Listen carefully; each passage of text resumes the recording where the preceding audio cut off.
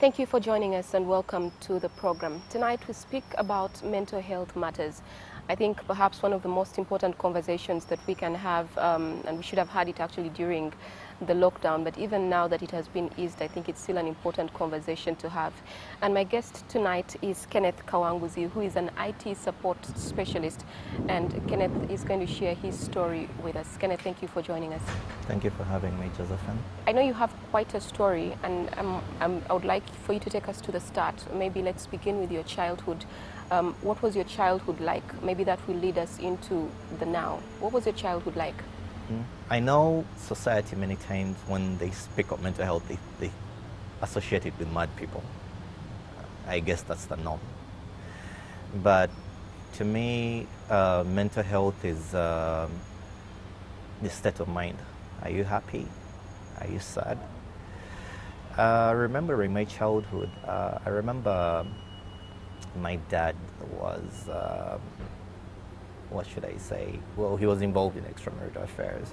They kind of rocked home, you know. They really came and disorganized the happiness we had, you know. So, and for me, these are things that I saw happening in my Form 6 vacation, my university, and they brought about quite a lot of hardship. You know, finishing school wasn't easy. My mother wasn't happy, and there was lots of noise at home, if I should put it that way. So, growing up at that age, becoming a youth, a man, I had a lot of resentment towards my father.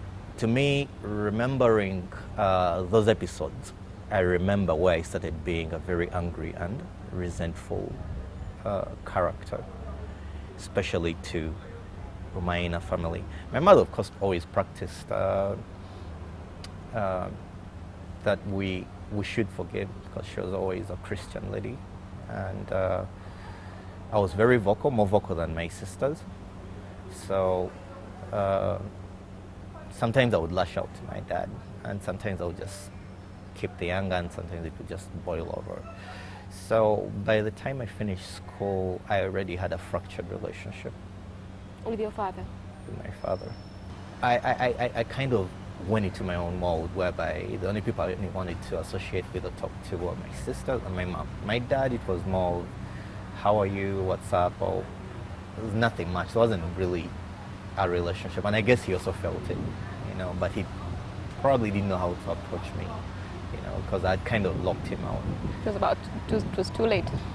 Yeah, you know, the reason is, I saw that happen in his own family, you know, because him, growing up as a child, his parents were separated, you know, and I witnessed it as a firstborn, that he never had a relationship with his parents. He was distant, I could see it. My mom did hold on, because she really kept the home together. I think if she had walked away, I don't think my father would be in my life, to me. You don't think he would? He would be in my life, like he would be part of my life. I think it's because she stood strong and took in all that, you know, because even when he fell ill in his elderly years, because right now he's schizophrenic and he has dementia. This is a situation that started 2011, 2012, but she stayed with him. He wasn't a very beautiful picture to be around with, you know, because he wasn't normal anymore. Memory lapses, everything was abnormal around him. And to me, everything was annoying about him. Seeing him in that state annoyed me even further, because I didn't know what to do. I didn't know how to deal with him, you know. Kenneth, do you think that in any way that impacted into your own life as you grew older? Yeah, your relationship with your father and what you observed at home? Definitely. Josephine, what I just didn't mention to you is when I joined university, I was a free kid. I didn't have anyone to tell me what to do, where to go, what not to do. So I really partied a lot. I drank a lot for the first time, because in high school I was always this good kid with good grades, never suspended, always home on holiday.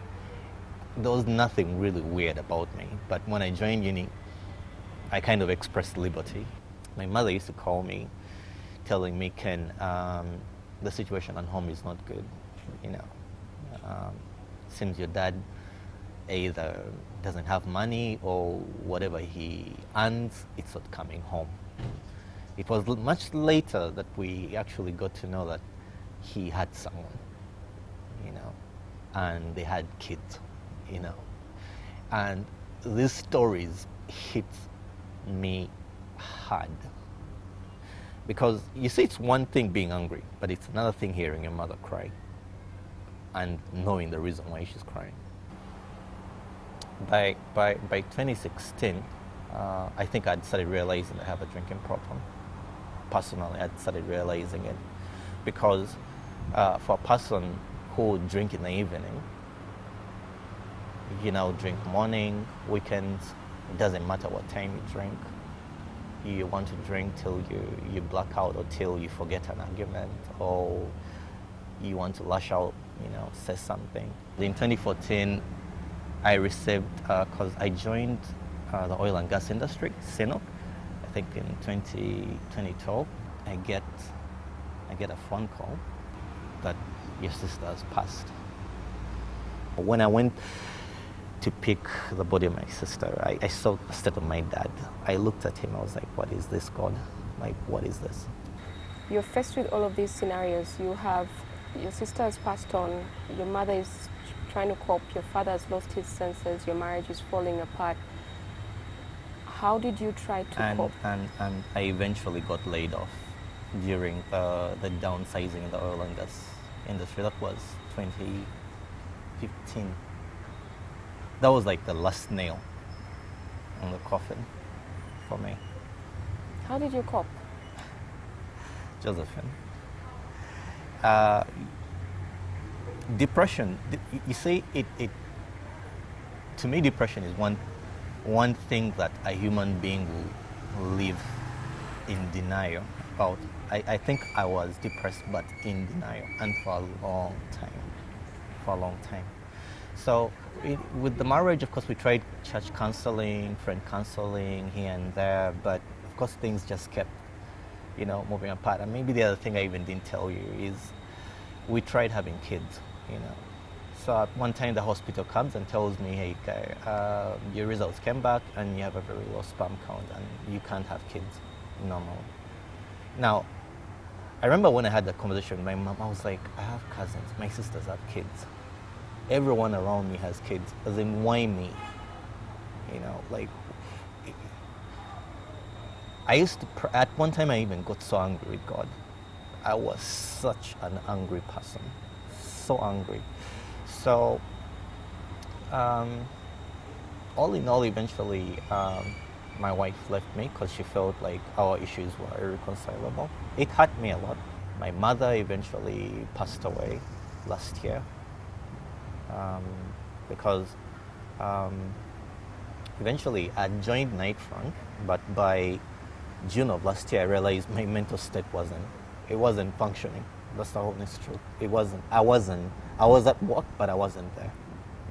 You know, and then my alcohol use was through the roof. You know, my body was screaming out for help. My mind was screaming out for help. You know, I wasn't going to get it from my wife because I'd already seen the signs that she's living. Now, my youngest sister, of course, I still look at her as a young sister.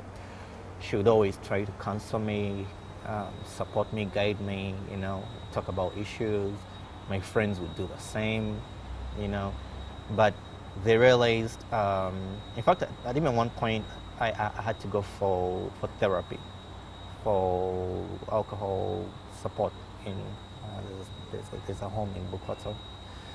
So I was sober for some time, but you know, alcohol is a funny disease.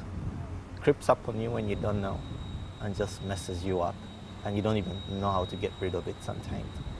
So I started, I remember they used to tell me, but you need to learn your triggers, what triggers you into drinking. when at least you know what caused the last episode, you could try avoiding it, because there's no medicine for alcohol. That's the honest way. I've read books, seen videos, seen so many things, and I know the story is usually the same. You either abstain or you don't. Or you either avoid the triggers or you don't. It's your call. So I started looking for support, like seriously. Going to church, looking for friends, talking to them. I made a list of people who were close to me. Eventually, when my mom passed away last year in September, after her short battle with cancer, I went into another depression. There's something I learned in my therapies and counseling, that in life we have two types of triggers: tornado triggers and termite triggers. The tornado triggers are the ones that come unprepared for, and they're overwhelming. Death, separation, divorce, job loss, losing your assets. Then the termite triggers are those things that pile up slowly and then just bring the whole house down at once. So I had to bring myself out. You know, I was so depressed so many times I considered suicide. I did. I remember one time I was drinking and I just wanted to get a can of Doom and spray it in my drink and just drink and maybe just pass out in my sleep. But a voice kept speaking to me like, "You're better than this and we can get over this. You can do this." So I started looking for help. My first sergeant was my sister. Then I sought church help. Then I sought medical help because I needed to know if my internal health was, okay. I had to put things to do with work on the side. I had to tell myself, stop fooling yourself that you're ready for work. Yes, it's appeasing to get a job that's paying, but how's your mental health, Because if you get the job and get back into your drinking, get back into your depression, you're still surrounded by so many things that are depressing you and you haven't dealt with them. You're still even grieving. How were you able to take care of your bills or even survive without a job? That's eventually when my wife left, because I had to move out of the house, stayed with a friend, stayed with a sister. It wasn't easy adjusting to that kind of life, And I became withheld. I never used to talk too much. Like you would see me, but I'm not ready for a conversation. Like I felt embarrassed, I felt pain, I felt dejected, I felt every negative feeling you would want. Like a person who had everything in life, and now you have nothing, completely, not even toothpaste, So the first thing I realized was I need to find myself again, and no one is going to do it for me. No one is going to stand in that pit where I am. I have to pull myself out of that pit. So the first thing I had to do is change my attitude, because already everything around me had ravaged my spirit, and our spirit is where our hopes lie, our belief systems lie, everything. So I had to first restore it, believe in myself again, like, Ken, you're intelligent, you studied, you still have people who love you, God still has you here for a reason. Yes, your marriage failing is quite embarrassing, and it's happened, but you need to get over it. She's not here anymore, so you need to find yourself again. You need to find your footing. So it took me time, Josephine. It took me time, and I'm still doing it. By the way, I'm still doing it. It's not that. What does your now look like? Right now,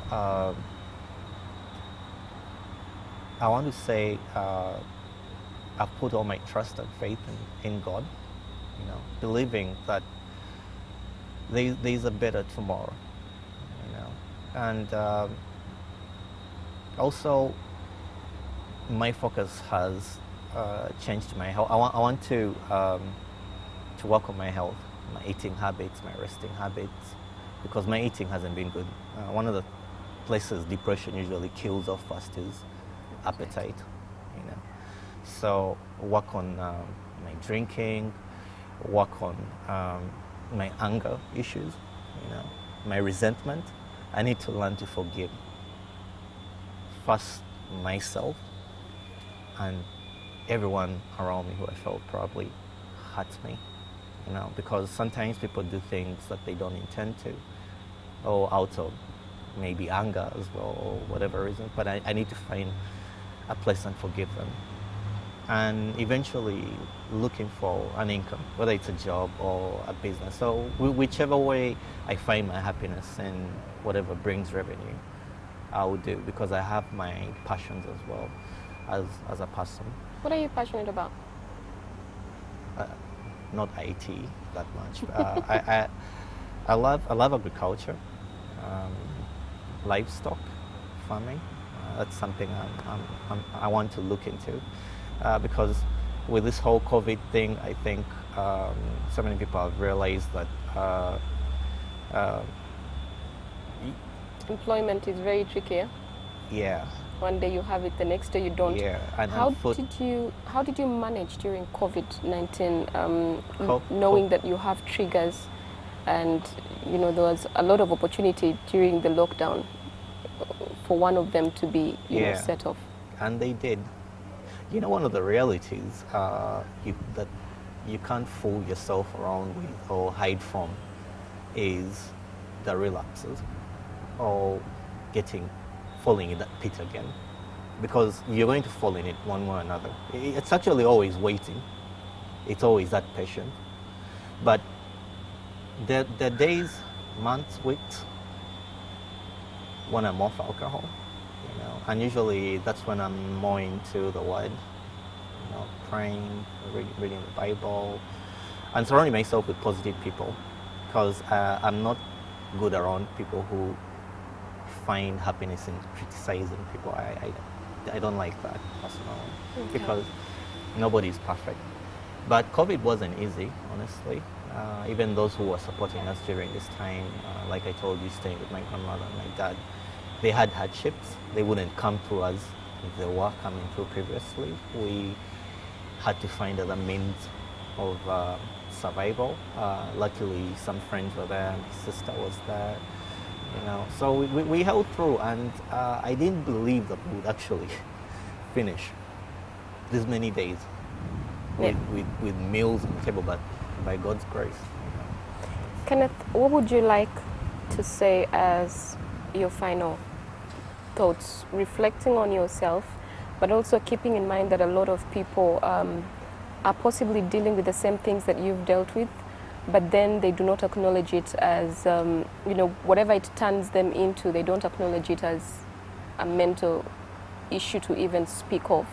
You know, it just feels like we all go through hard times and somehow we must get over it.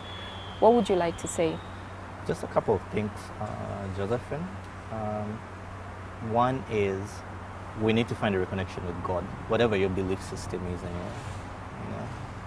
Because it's through the messages we get from the scriptures that we find some inner peace, if I should put it that way. And then also, we shouldn't give up on ourselves.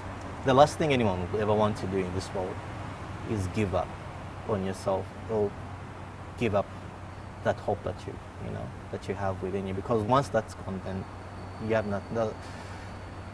That's why you have suicides, or or other things happening. But surround yourself with positive people. That's support groups are very. I cannot stop even talking about a support group's function, because it is so vital. Yeah. We always. I love sharing my story. I wish I had all the time on TV to tell it all, But it is through sharing our experiences that we help the world to be a better place. Otherwise, keeping quiet with all these things happening in your life, the mind is a battlefield. Like, Joyce Meyer says, you know. So the more you tame the noise, quiet it down, compartmentalize your mind, know how to deal with hardships and other scenarios around life. The life better will be- for yourself. Thank you so much, Kenneth, for taking the time to speak with us and for sharing your story. I certainly hope that, things get better with time and that your healing, is on a straight path. Thank you. Thank you, Kenneth.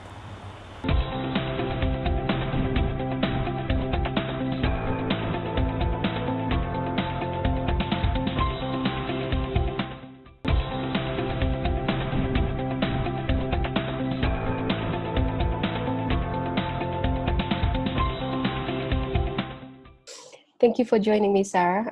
It's a pleasure to see you again after a very long time. For our viewers who probably never watched the episode where we hosted you and you shared your story, maybe you can speak to us briefly about your story with mental health, and just bring us up to speed on how you've been doing. Okay, thank you so much, Josephine. My name is Sarah Tushemelire, Yeah. and I'm a mental health advocate. And this was sparked off from my experience with mental health challenges. I suffered from mental disorders from quite a very young age, from the age of about 6. And I was diagnosed at the age of 12, and I began psychiatric medication at the age of 14. Now, the battle was really quite a battle, and by around 26, I go into a coma, and I had battled with bipolar depression, anxiety, eating disorders, and the self-harm, and it seemed like it would never stop. But thanks be to God, around, I think it's now, yes, 3 years ago, I began walking the journey of recovery. I'm doing better, and I'm using my story to give hope to individuals also who have mental health conditions and to create mental health awareness. Right. Thank you, Sarah, for that quick recap onto for whoever missed the show that spoke about you. I want to just get up to speed with where you are right now in your life. The last time I spoke to you, you were in a wheelchair. You couldn't move yourself. It was a really difficult situation that you were in, but you had the support of your family. And today, when we started the conversation, I saw you even stand up. So that's amazing for me to see. Just share with me briefly how you're doing right now. Oh, I'm doing much better. The physiotherapy is really helping. I try to do my exercises, and I'm able to use a walker and take a few steps. And also, since the last time we talked, I've been put on the board of World Federation for Mental Health. Wow. As the regional vice president for Africa. And I'm also the junior secretary for their youth chapter. That's amazing. That's amazing, Yes. Sarah. Wow. Yes, all glory be to God.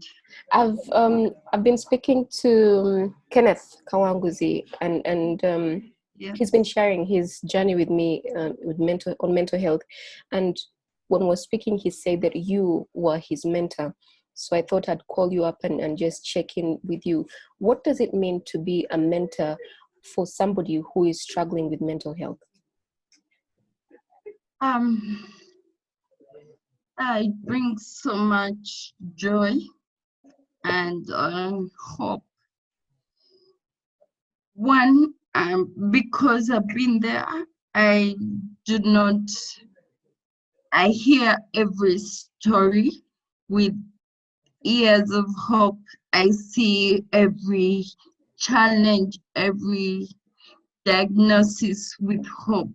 I know no matter how long it takes, the person will recover. And sometimes it gets, truthfully, it can also get overwhelming. But I keep the focus of together with working with the individual, whether it's their family, we can be able to recover. Yes. What does it mean when Kenneth says that you were his mentor? What do you do? How do you help him?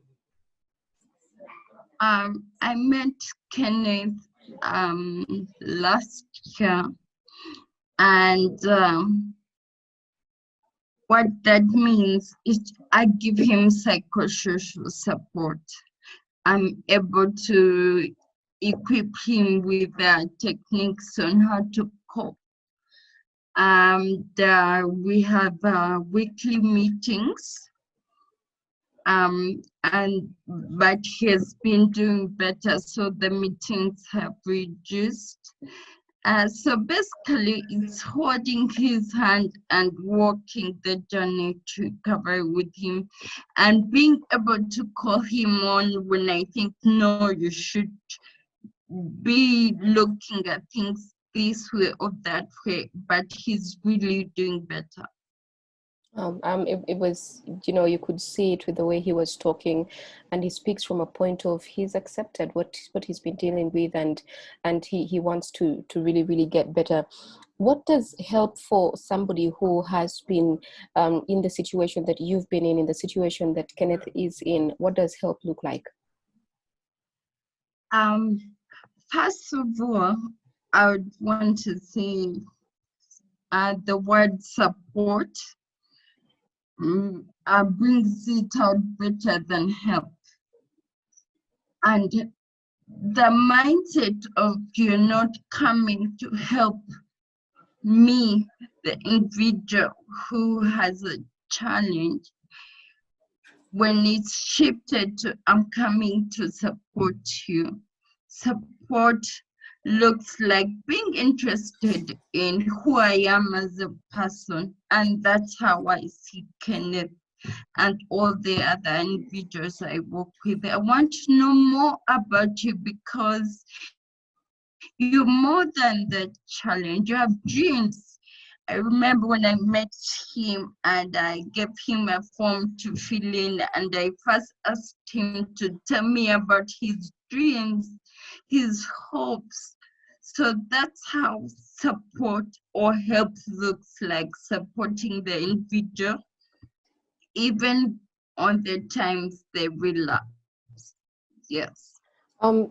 I know that it's particularly been difficult for a lot of people during this COVID-19 period.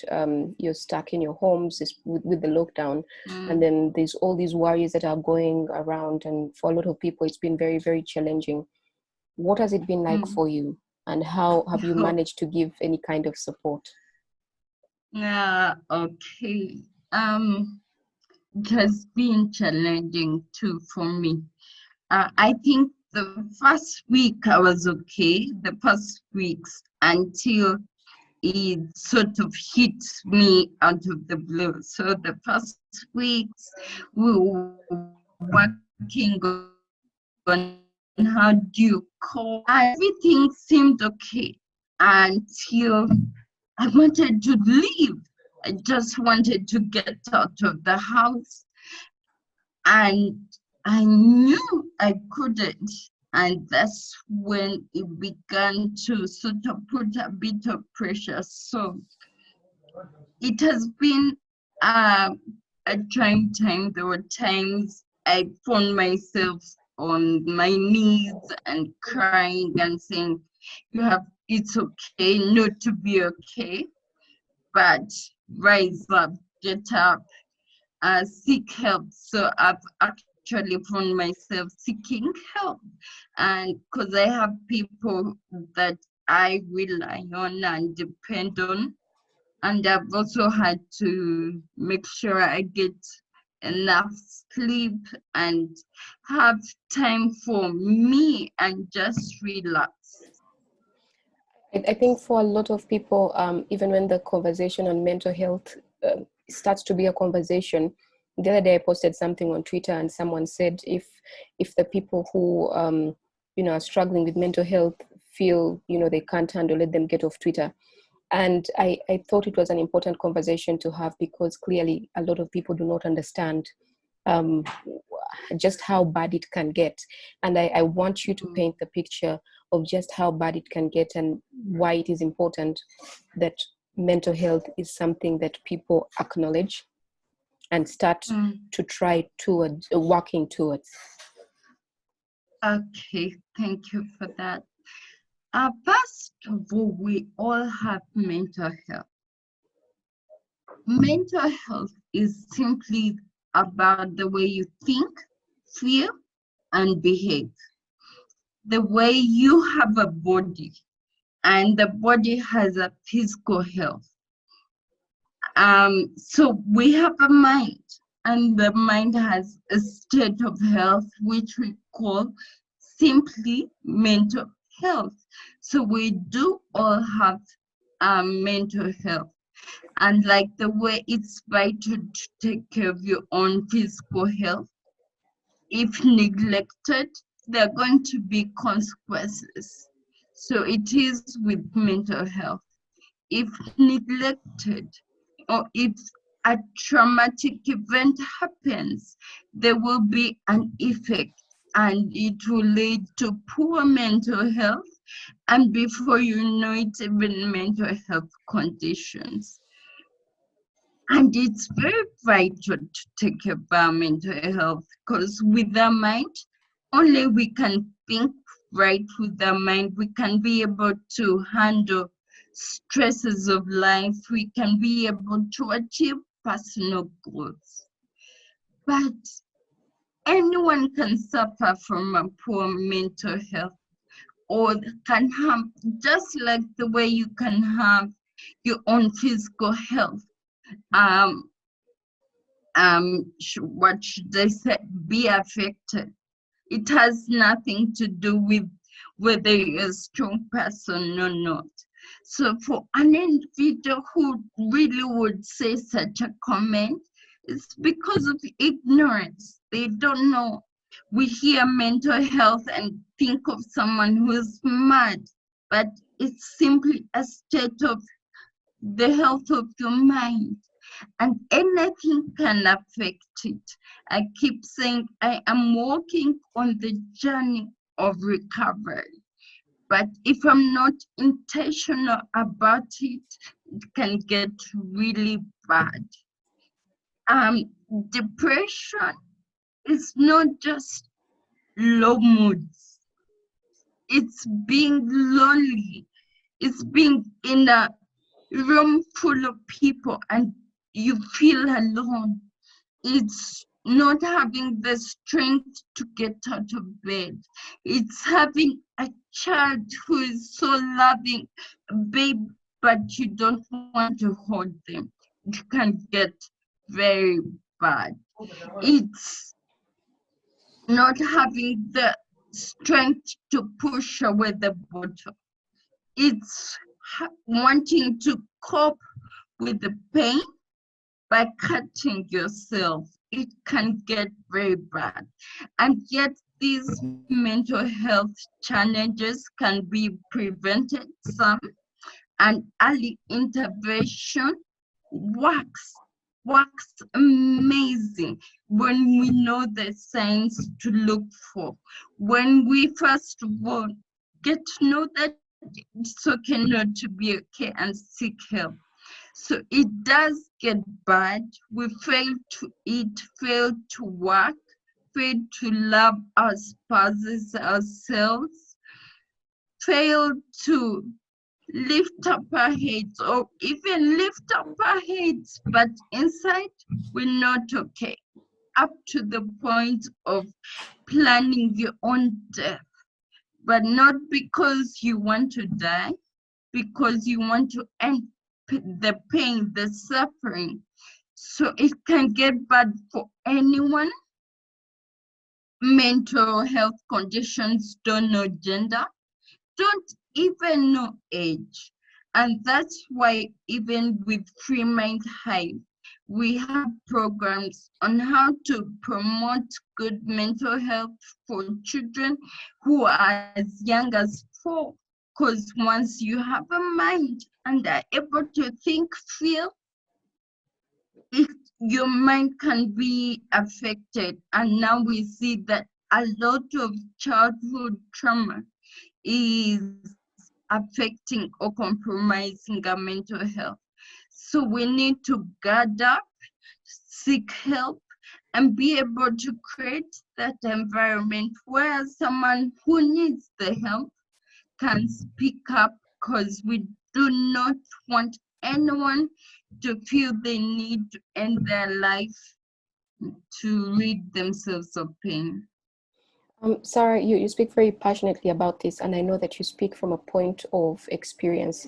When I had you on the show a couple of years ago, you showed us the scars on your hand, on your arm, you know, from when you were you were cutting yourself. And I guess for people who don't understand how real mental health is, these are things that show them, and the way you speak now, that this is actually something that they need to pay attention to.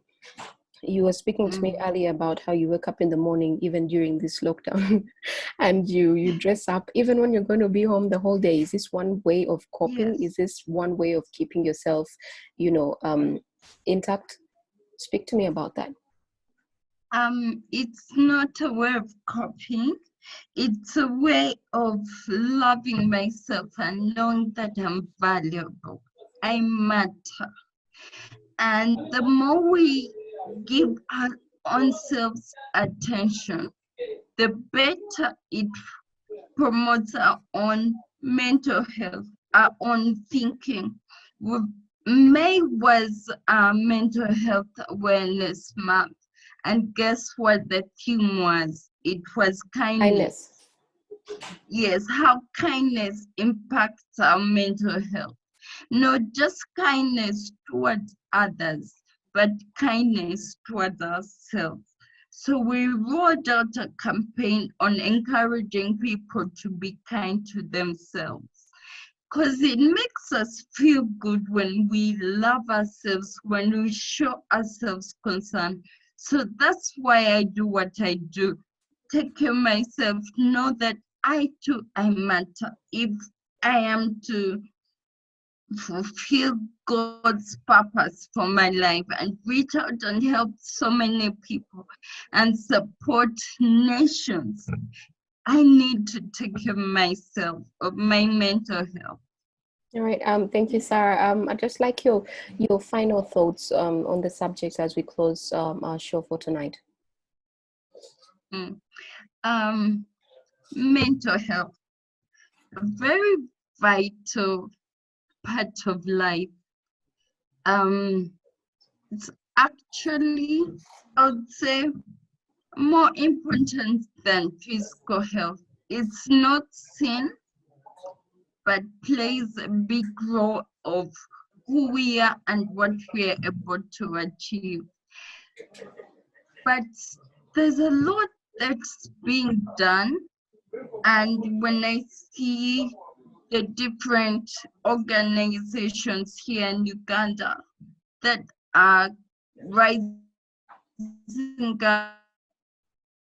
up and around the world, there is hope. I see a generation that enjoys good mental health where there's no stigma. I see children learning to cope and being resilient. And this is what we do as Free Mind Hive, be able to partner to see that vision. So if you are in pain, if you are suffering from a mental health challenge, do not despair. Do not despair. It's always okay to know that it's okay not to be okay, and to understand that something happened to you. Something happened, but it doesn't mean the end of the world, though at some time it feels that way. Hold on, stay strong, seek help, continue trying to find someone. Yes, some may not understand, but reach out to me, reach out to your loved one, keep trying. But together, we can enjoy good mental health. And maybe lastly, before I say something, we created a mental health app called Free Mind Hive, and it's only so far on Google Play Store. So if anyone needs some information, go download it on how you can talk about mental health with your loved one, how you can seek help. And if you want to partner with us to take our services closer to the people that need them, you're all welcome. And thank you, Josephine, for doing such a great work and advocating for mental health. Well, thank you more, Sarah. You constantly send me messages. I don't even know if you know you're sending them to me, but I think you've helped so many people without even knowing it. Well, first of all, by your story, but also by what your story has, placed upon you to start doing to help other people who are struggling with things that you have struggled with. So once again, I'd like to say thank you to you, but also thank you to Kenneth Kawanguzi, who spoke to me earlier today about, his journey. And I want to thank you again, Sarah, for the help that you are giving him. And again, just to speak to everybody, we said May was the month of kindness, right? And I guess this passed through the whole of the year, but the theme was just be kind. Yes. And I think we should say that, more and more to people. Do you want to say it, Sarah? Yes. At first, the theme was good sleep, but it was changed because as a response to the COVID outbreak, the pandemic, and when we be kind to ourselves, to our minds, and to others, kindness can really be a cure for violence. Kindness can quicken recovery, can promote good mental health and good relationships. This is a time where we need to uphold the values more than the valuations.